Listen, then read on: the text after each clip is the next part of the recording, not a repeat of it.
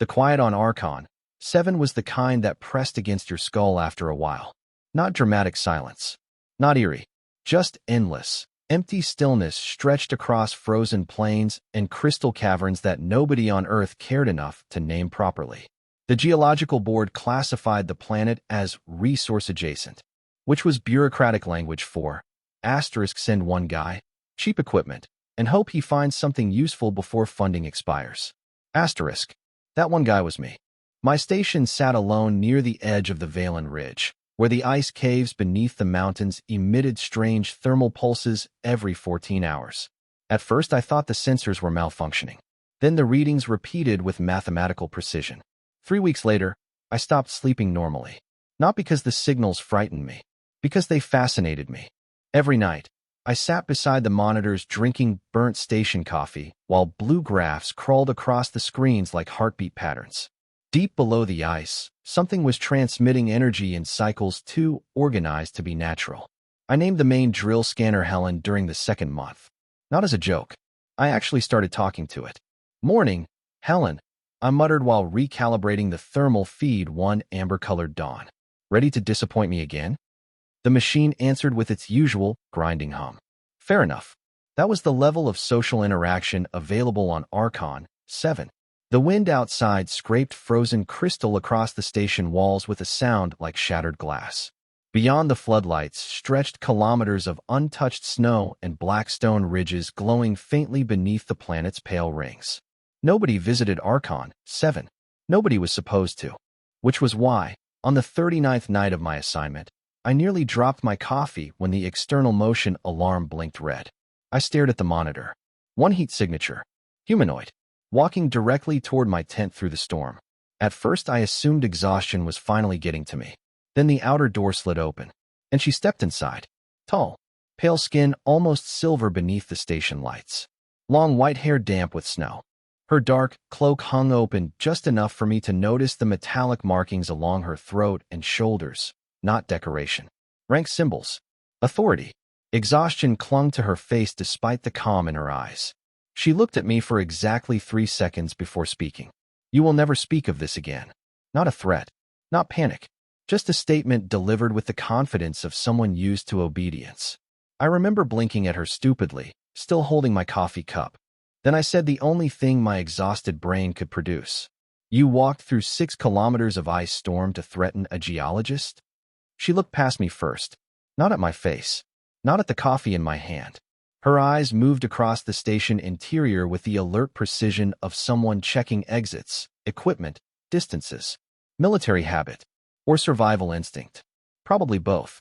Then she finally focused on me again. "You are Ryan Mercer," she said. It wasn't a question. "Usually," I answered.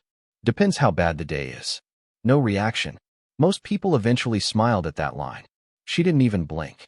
Snow melted slowly from the edges of her dark cloak, dripping onto the metal floor in tiny silver streaks. Up close, she looked even stranger. Her skin carried a faint reflective sheen beneath the lights, almost crystalline. Not human pale. Something colder, sharper, and tall. I'm not a small man, but she still stood half a head above me. "You are alone here?" she asked. "Just me and Helen." Her eyes narrowed slightly. "Helen." I pointed at the drill scanner behind me. "The machine. She complains less than people." That finally produced the smallest visible reaction. Not amusement exactly. More like confusion trying to decide whether it respected me or not. Outside, the storm hammered against the station walls. She swayed slightly. Just for a second. Exhaustion. I noticed it immediately. "You look terrible," I said. Her expression flattened. That is an unusually direct observation. I'm a geologist. We describe ugly things for a living. Another pause. Then, unexpectedly, she stepped farther inside without invitation and closed the outer door behind her. The station became quiet again. Too quiet. I suddenly became aware that an alien woman, not just alien, important, was standing inside my isolated research tent on a forgotten planet at midnight, while Earth sat 32 jump gates away. And somehow that wasn't even the strangest part. The strangest part was the look in her eyes. Not fear. Not aggression. Desperation held together by discipline. She removed her gloves carefully, like her hands hurt. Long pale fingers. Slight tremor. You are studying the pulse signals beneath the eastern caves, she said. I frowned. You know about those? Yes. That's concerning. They are not geological. Well, that ruins my month. Again, no smile. But her shoulders loosened slightly, and I realized she was listening to me the way exhausted people listen to background noise that keeps them grounded. I set the coffee down. Okay, I said slowly. Let's try this from the beginning. Who exactly are you? There was a delay before she answered. Not hesitation. Calculation. My name is Seraya. Still not enough information. And I hold authority within the Valasian Empire. That sounds expensive. Her silver eyes locked onto mine. I am its queen. That should have felt bigger than it did. Maybe isolation damages the part of the brain responsible for appropriate reactions, because mostly I just stared at her boots covered in snow and thought. Asterisk, a queen walked into my station, looking like she hasn't slept in days. Asterisk. Then another thought arrived immediately afterward. Asterisk, why? Asterisk. I crossed my arms. You mind explaining why interstellar royalty is visiting a freezing research station nobody remembers exists? Her jaw tightened slightly. For the first time since entering, she looked uncertain. Not weak. Just tired of carrying something alone. I required isolation, she said quietly. That sounds ominous. It is temporary. Most ominous things are. She looked away from me then, toward the monitor displaying the pulse frequencies beneath the ice. Blue waves moved rhythmically across the screen. Her eyes followed them. That signal, she said softly, must never be transmitted to your people. I blinked. Okay, hold on. First you enter my station like some exhausted ghost queen, then you threaten me, and now you're critiquing my research? It is not your research. Well, now you're just being rude. That finally did it. A tiny expression cracked through her composure. Not a smile, but close enough that I saw what she probably looked like before life became complicated. Then it vanished. Just as quickly, her breathing changed. Sharp. Uneven. I frowned immediately. You all right? Yes. You don't sound yes. Her hand gripped the edge of the equipment table hard enough that the metal creaked slightly. Okay, that got my attention.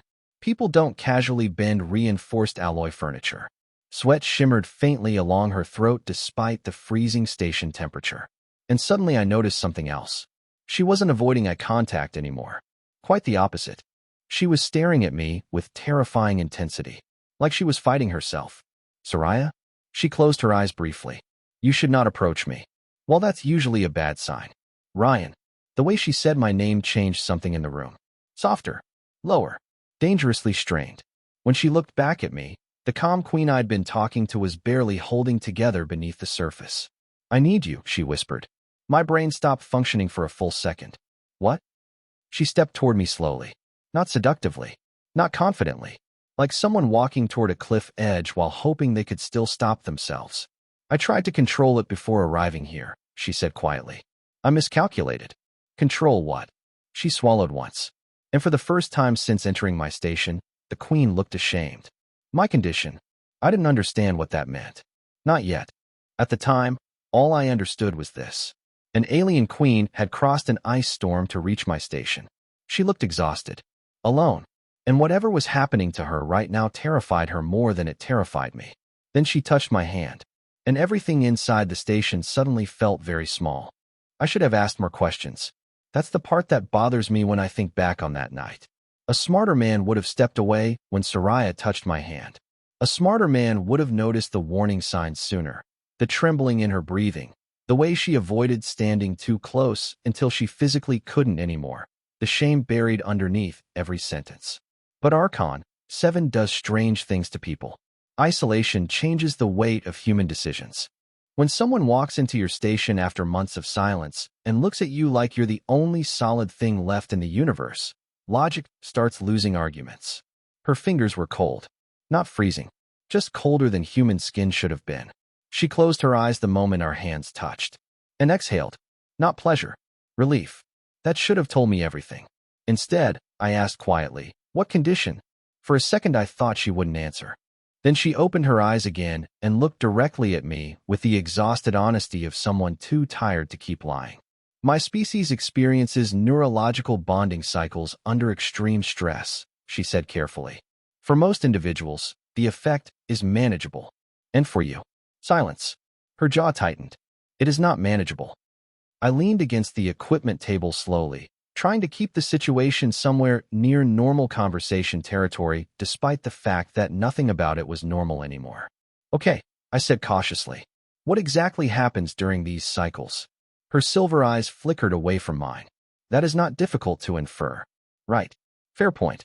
The station suddenly felt warmer than before. Outside, ice scraped against the walls in long metallic shrieks while the pulse monitors continued their steady blue rhythm beneath the caves. I remember thinking how absurd the entire moment was. 30 minutes earlier, I'd been arguing with a coffee machine. Now an alien queen was standing in my research station, trying not to lose control of herself. You came here because of this? I asked quietly. No. Quick answer. Too quick. Then she corrected herself. Not entirely. That honesty mattered more than she probably realized. She released my hand immediately afterward and stepped back like she hated herself for needing contact at all. I intended only to retrieve the observation array before your morning transmission cycle, she said. The malfunction complicated matters. Observation array? Her eyes moved toward the monitor displaying the underground pulse frequencies. And suddenly several weeks of my life rearranged themselves all at once. The signals, I said slowly. Yes. They're yours. Yes. I stared at her. You're telling me I spent 3 weeks documenting alien equipment interference thinking I discovered a new geological phenomenon? Yes. I rubbed both hands over my face. That is unbelievably humiliating. You built an elegant model from incomplete information, she said calmly. Your conclusions were reasonable. Seraya, I wrote 47 pages. That is unfortunate. I laughed despite myself. A quiet, exhausted laugh that bounced around the station walls. And unexpectedly, she watched me with something dangerously close to fascination. Like she hadn't expected humor. Or kindness. Or maybe just patience. Why observe me? I asked. You were nearby. That's not a real answer. No. She looked down briefly before continuing. My assignment involved monitoring developing civilizations without direct interference. Your station was isolated. Your routines were predictable. Your work was unusually disciplined. Wow, I muttered. That might be the saddest compliment I've ever received. Again, that almost smile appeared. Tiny, brief, but real. Then her expression shifted again without warning. The tension returned immediately. I noticed her breathing deepen, her fingers trembling harder now. Ryan, she said softly. The way she said my name this time made my stomach tighten. Not because it sounded seductive, because it sounded helpless. And somehow that was worse. You should leave, she whispered. It's my station. Then I should leave. But she didn't move. Neither of us did. The truth is, part of me already understood what was happening. Not the illness itself, not the biology, but loneliness recognizes loneliness very quickly. And Seraya looked lonelier than anyone I had ever seen. Not physically alone, something deeper. Like she'd spent years being looked at without ever being seen as a person. I stepped closer before I could overthink it. She froze immediately. You don't have to act afraid of me, I said quietly. Her expression changed instantly. Not anger. Pain. You do not understand, she said. Then explain it. I cannot. Try. For several seconds the station went completely silent except for the pulse monitors. Then she finally spoke. The council calls me corrupted. The sentence came out flat. Practiced. Repeated too many times. I frowned. Because of the condition? Yes. That's stupid. You know almost nothing about it. Still sounds stupid. A sharp breath escaped her before she looked away again. I don't think people disagreed with the council very often. Especially not casually. They believe attachment weakens authority, she said quietly. Dependency is viewed as biological failure among my species. And because your condition creates attachment, they call me unstable. The last word nearly disappeared when she said it. I stared at her for a long moment. Then I asked the obvious question. Did you actually come here because you wanted me specifically? That finally broke her composure. Not dramatically. No tears. No anger. Just exhaustion. Yes, she admitted softly. And no, that answer hurt more than I expected, because part of me already knew what it meant. The illness brought her here, but something else kept her standing in front of me instead of leaving. And neither of us knew where the line between those things actually was anymore. She looked at me carefully after that, watching for disgust, For judgment. For fear. Instead, I asked, "Have you eaten anything today?" The confusion on her face was almost immediate. "What? You look exhausted. Sit down before you pass out and become my problem." For the first time that night, Seraya laughed. Small, tired, beautiful enough to make the frozen station suddenly feel less empty. And that was the moment everything became dangerous. Seraya sat across from me at the small metal table beside the sensor monitors while the station heater rattled overhead like it was considering retirement. I handed her a thermal ration pack. She stared at it cautiously. "What is this?" "Food." I understood that portion. "You're doing better than most researchers already." She ignored the sarcasm and turned the silver package over in her hands with visible suspicion. "You consume this voluntarily?" "It says beef stew on the label," I said. "Whether that's legally true is another conversation." Her eyes narrowed slightly.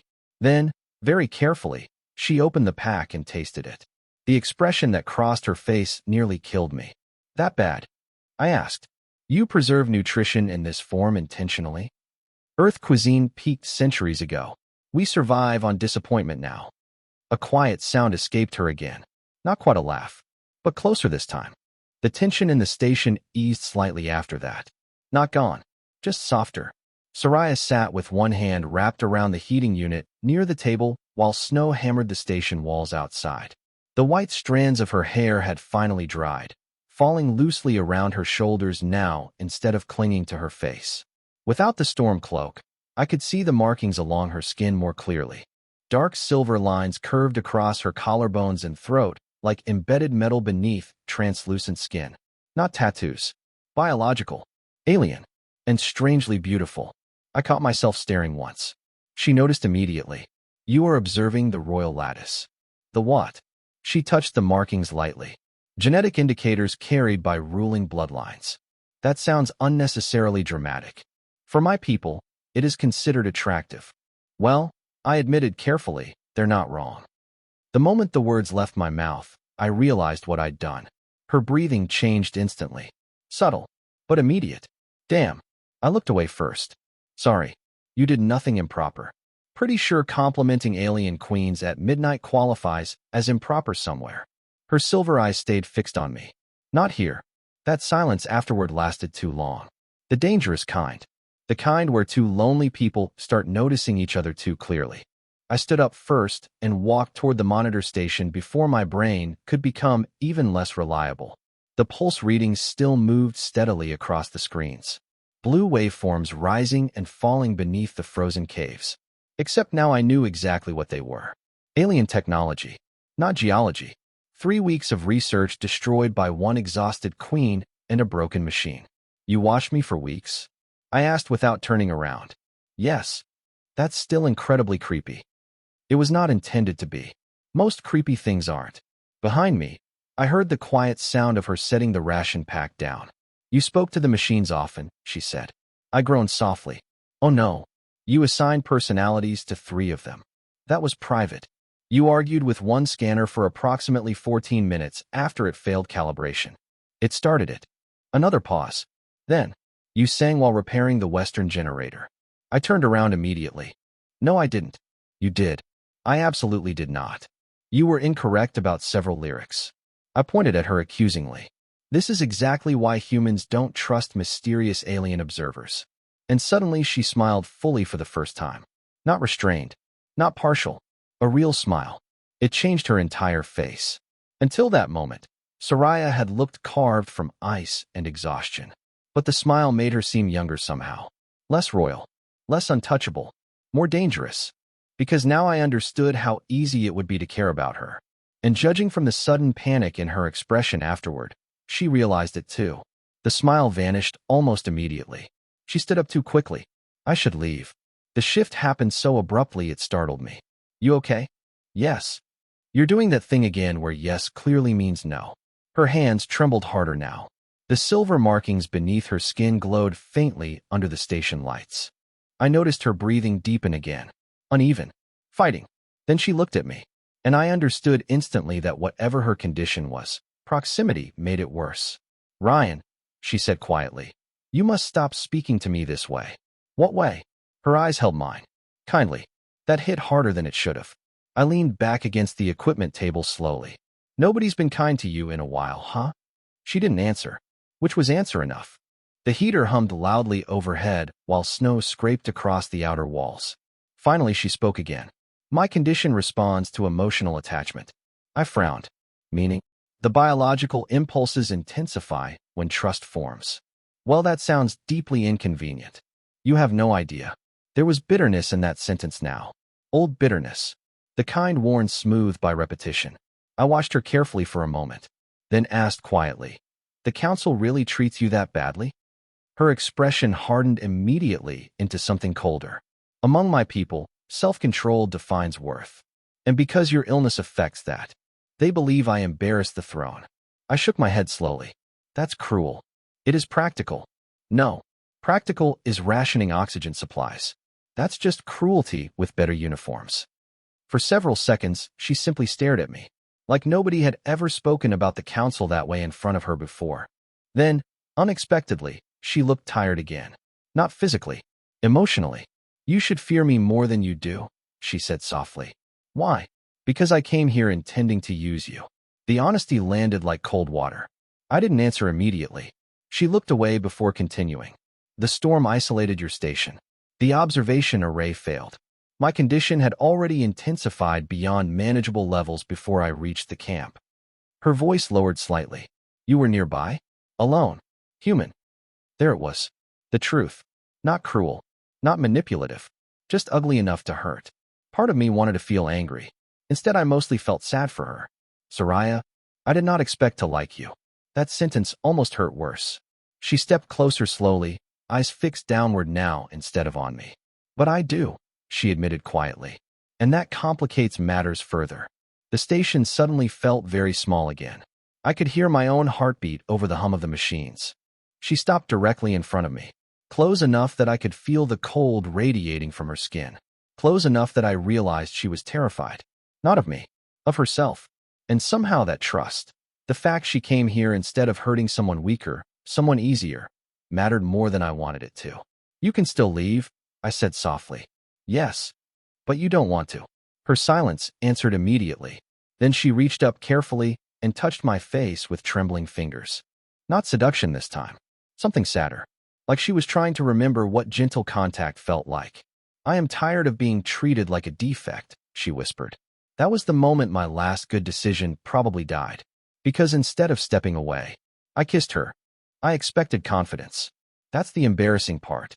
When I kissed her, some selfish part of my brain expected the composed alien queen to take control of the moment. Calm, graceful, untouchable. Instead, Seraya froze like someone had stopped her heart.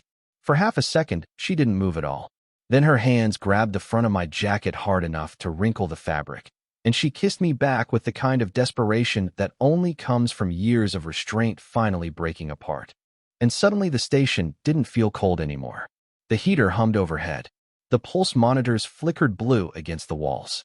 Outside, the ice storm dragged crystal shards across the metal structure, while an alien queen pushed me backward against an equipment console like she was afraid I might disappear if she let go. There was nothing elegant about it. That's what I remember most. No royal dignity. No controlled seduction. Just exhaustion. Loneliness. Need. She trembled constantly. Every time I touched her, her breathing hitched sharply like her body still couldn't fully believe someone was touching her gently. At one point, she buried her face against my shoulder and stayed there silently for several seconds. Not kissing me. Not speaking. Just holding on to me. I should have realized then that this wasn't normal for her. But I didn't. Because I was lonely too. Months alone on Archon. 7 had hollowed me out more than I understood. Human beings aren't designed for endless silence. Eventually your mind starts clinging to warmth wherever it finds it. And Seraya? God. She looked at me like I mattered. That's dangerous when you haven't heard another real voice in months. We ended up on the narrow station bunk sometime after midnight, while the storm kept hammering the walls outside. Her silver markings glowed faintly in the darkness every time she moved beneath the dim emergency lights. Alien, beautiful, and painfully vulnerable whenever she thought I wasn't looking. Afterward, she stayed beside me without speaking. I remember staring at the ceiling, listening to the station machinery cycle air through the vents while her breathing slowly stabilized beside me. Then quietly, almost cautiously, she asked, "Was this difficult for humans?" I turned my head toward her. "What? This?"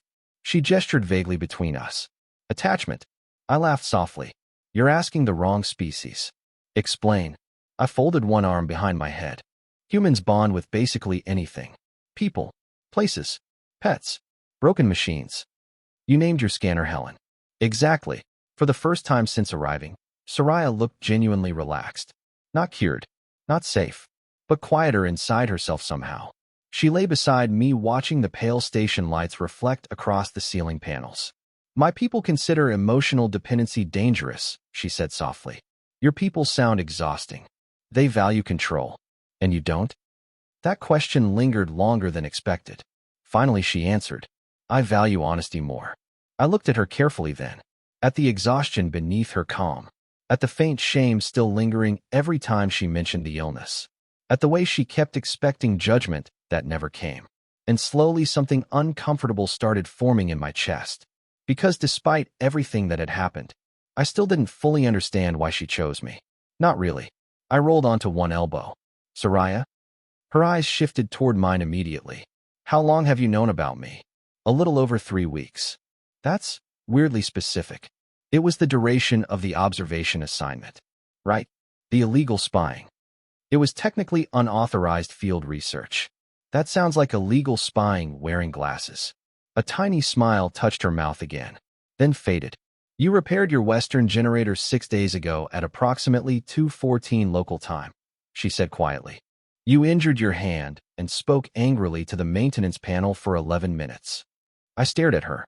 "You really were watching everything." "Yes. That should bother me more than it does." "You were alone." The way she said it made my chest tighten unexpectedly. Not pity. Recognition. Like she understood isolation too well. "I monitored your routines," she continued softly. "Your work habits, sleep patterns, nutritional intake." Okay, that last one sounds medically concerning. "You consumed caffeine at dangerous levels." I was thriving.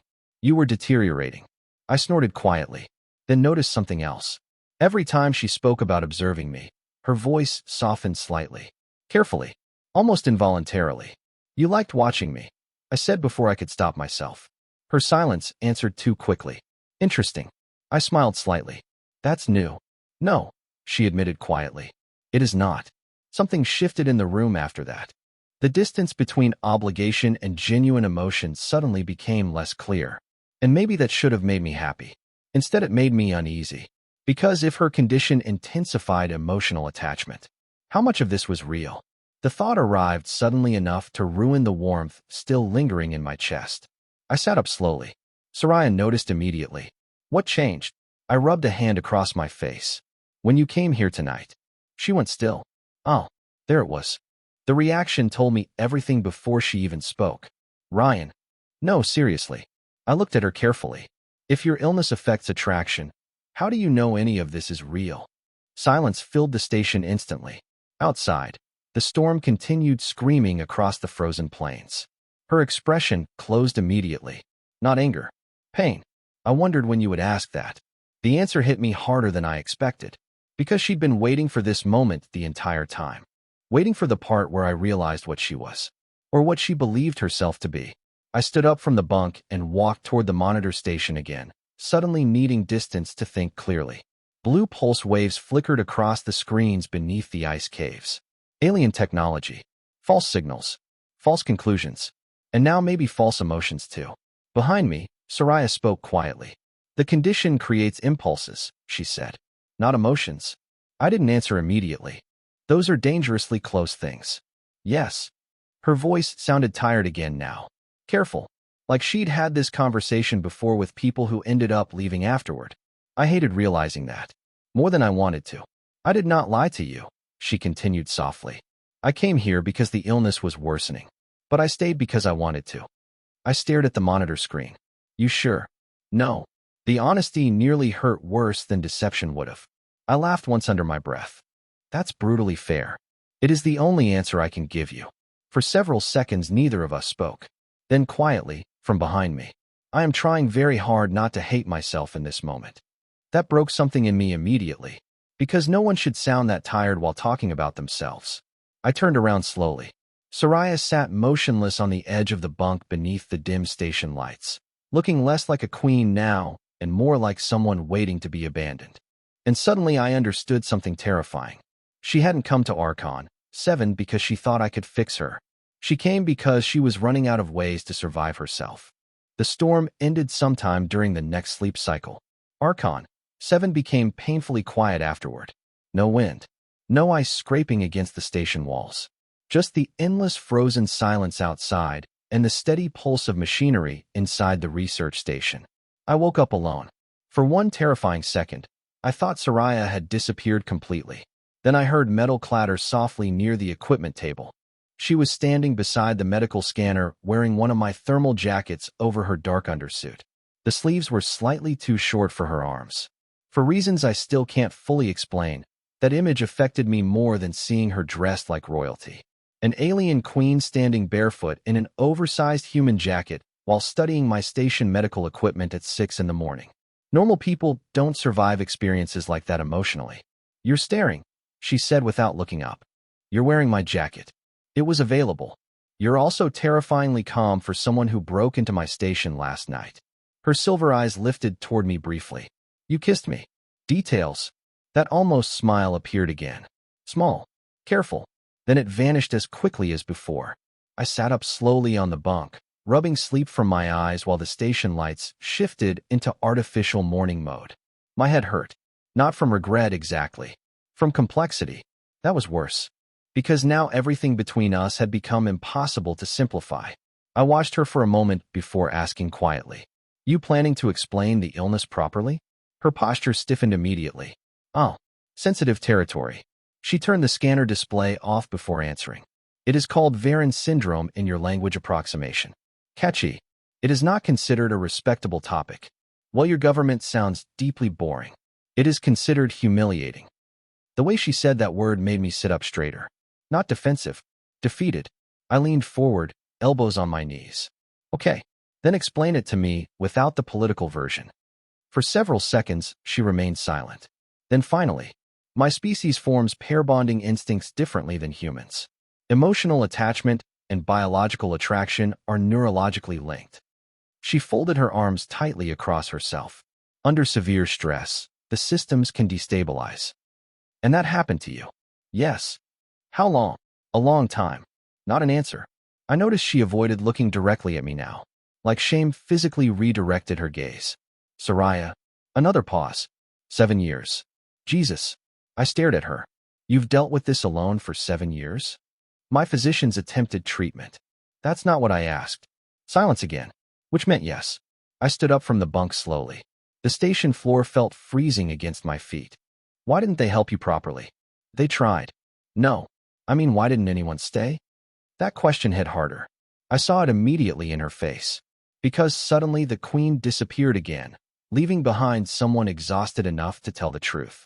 They feared attachment, she admitted quietly. Because of the illness? Yes.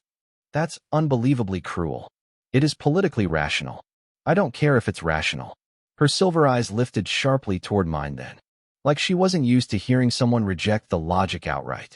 The council believed my condition compromised diplomatic judgment, she continued. Rumors spread through the court over time. Then the military sectors. Then the outer colonies. I folded my arms. What kind of rumors? Her jaw tightened. That I invited attachment intentionally. That I manipulated males for influence. That I lacked discipline appropriate for the throne. Anger hit me unexpectedly hard.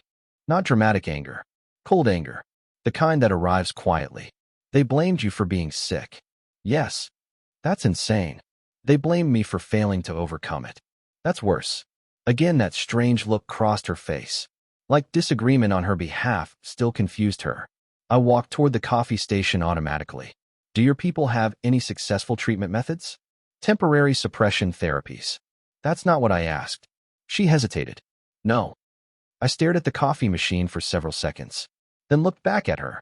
So for 7 years your empire mocked you for something nobody could cure? Yes.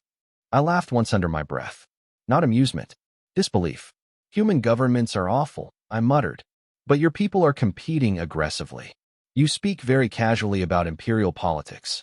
You watched me argue with a machine named Helen. I'm clearly not authority compatible. That actually pulled a tired laugh from her this time. Short. Real. Then her expression shifted again without warning. Her hand gripped the edge of the table hard enough for the metal to creak slightly. I noticed immediately. Hey. She looked away. Damn it. Not again. Her breathing deepened unevenly. The silver markings beneath her skin brightened faintly. And suddenly I understood the pattern. Stress triggered it. Emotional vulnerability triggered stress, which triggered the illness, which created more shame, which created more stress. An endless loop. Ryan, she whispered tightly. Please step back. Instead, I moved closer carefully. She shut her eyes immediately. Bad idea, she said quietly. Probably. You do not understand what this becomes if I lose control again. Then help me understand. Her voice dropped lower. It stops feeling voluntary. That sentence hit like a punch. Not because it frightened me, because it terrified her. I stopped directly in front of her, close enough to feel the tension in her body. Look at me, I said softly. Slowly, reluctantly, her eyes opened. Silver, beautiful, and terrified. You're not a monster, I told her. Her breathing caught sharply. You cannot know that. I can know you're trying. That is not the same thing. No, I admitted quietly. But it matters. For several seconds, neither of us moved. Then her hands grabbed the front of my jacket again suddenly. Not aggressive, desperate. Her body trembled hard enough that I felt it through the fabric. And for the first time, I understood the real horror of the illness. It wasn't desire. It was the loss of agency. The fear that eventually your own body stops belonging to you. Ryan, she whispered shakily. I touched her wrists gently. Hey. Her breathing became ragged. The silver markings beneath her skin glowed brighter now. Every instinct in the room pointed in one direction. The easy direction. The selfish direction. And suddenly I understood how many people before me had probably failed her. I took her hands carefully and lowered them away from my chest. No, I said softly. The word physically hurt her. I saw it immediately. Not rejection. Withdrawal. Her entire body tensed against itself like she was fighting panic. I am trying, she whispered hoarsely. I know. You do not understand how difficult. I know. I guided her carefully backward until she sat against the edge of the equipment table. Then I crouched in front of her, so we were eye level. You listen to me now, I said quietly. She stared at me, breathing unevenly. This thing doesn't get to decide what you are. Her eyes closed tightly. You should not be kind during this. Too bad. You are making it worse. Good. That startled her enough to reopen her eyes immediately. I smiled slightly. Because if kindness affects the illness, I said softly, then maybe shame has been feeding it the entire time. She stared at me like I'd spoken another language. And honestly, maybe I had. Because judging from the look on her face, nobody had ever suggested she deserved compassion before. By the final week of my assignment, Archon 7 no longer felt empty. Seraya still disappeared for days at a time, handling Imperial transmissions and council negotiations, but she always came back to the station before nightfall. Sometimes we talked for hours beside the pulse monitors. Sometimes we sat in silence drinking terrible station coffee while snowstorms rolled across the frozen plains outside. And slowly, impossibly, the illness began to lose its hold on her. Not because it vanished overnight, because she stopped fearing herself. The trembling episodes became weaker, less frequent. She learned how to stop the spirals before they consumed her completely. The physicians from her empire later called it neurological stabilization through emotional security. I called it finally being treated like a person. The council didn't know what to do with that. When Seraya eventually returned to the imperial capital, the rumors surrounding her started dying almost immediately. The medical data proved the condition had been genuine all along. The treatments developed from our research on Archon 7 succeeded where years of suppression therapy had failed.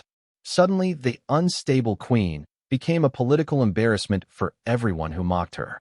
I enjoyed that part more than I should have. 3 days before my transport off-world arrived, Seraya visited the station one final time. No storm, no desperation, no trembling hands. She stood in the doorway wearing royal black and silver instead of survival gear, calm and impossibly beautiful beneath the station lights. You are staring again, she said softly. You stopped looking exhausted. It's distracting. This time her smile came easily. No pain behind it. No fear. Just her. She stepped closer slowly and touched my face gently. I wanted to come back while the choice was entirely mine, she whispered. And somehow, that meant more to me than everything else combined.